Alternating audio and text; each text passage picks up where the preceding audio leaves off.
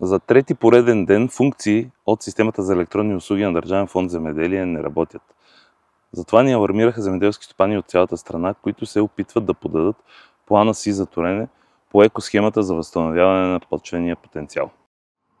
Искам само да уточня, че това видео е насочено към IT отдела на Държавен фонд „Земеделие“ и да им кажа, че има краен срок за две от екосхемите, който е до 29 юли за подаване на допълнителни документи. А вече трети ден бутон за създаване на допълнителните документи няма в село. Разберете и кои са важните срокове по екосхемите в тази годишната кампания, като гледате видеото до края. Десетки земеделски производители от цялата страна ни се обаждат, за да ни алармират, че село не позволява да създадат и да качват плановете си за торене. Ние също проверихме и към момента, а сега е 12 юли 2024 година, функцията и бутонът "Създай" не е наличен в системата за електронни услуги на фонда. Напишете в коментарите, ако функцията вече се е появила, за да могат и другите земеделски производители да разберат и да имат време за подаване на допълнителните документи, а именно плана за торене и плана за паша. Благодаря, че отделихте време да гледате видеото, което идва до вас благодарение на справочника за директни плащания на издателство Виден Офисин.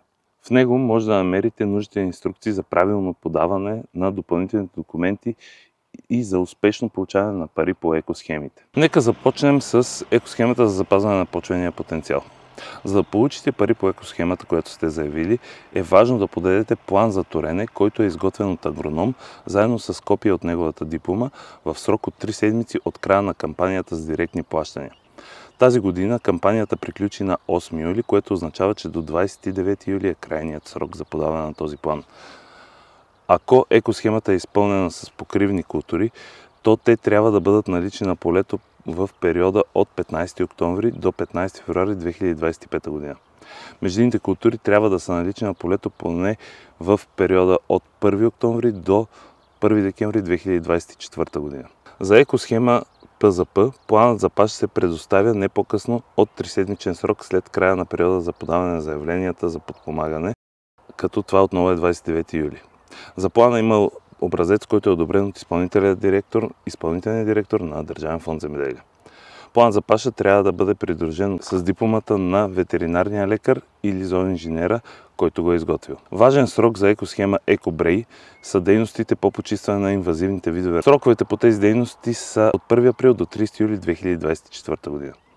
В екосхема Еконип периодът от 1 до 31 декември е важен, защото земеделските стопани трябва да предоставят фактурите, сканираните фактури за закупените продукти за растителна защита в системата за електронни услуги.